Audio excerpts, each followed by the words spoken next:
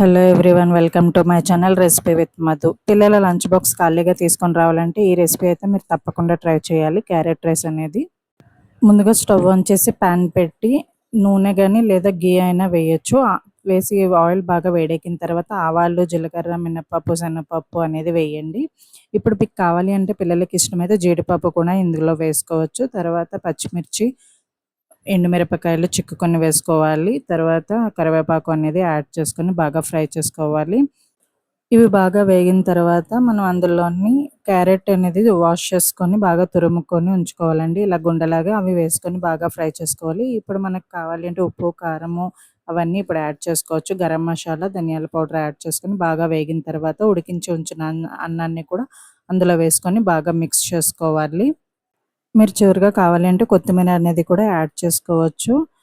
And ఇంకొంచెం నెయ్యి అనేది మెల్లగా కొంచెం మీదననేది అంటే పిల్లలకి ఇష్టమైతే నెయ్యి కూడా మీరు యాడ్ చేసుకోవచ్చండి. రంగురంగుల సూపర్ టేస్టీ క్యారెట్ రైస్ అనేది రెడీ అయిపోయింది.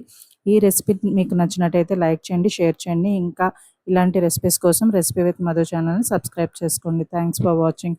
లింక్ అనేది డిస్క్రిప్షన్లో ఉంటుంది, మీరు విజిట్ చేయొచ్చు.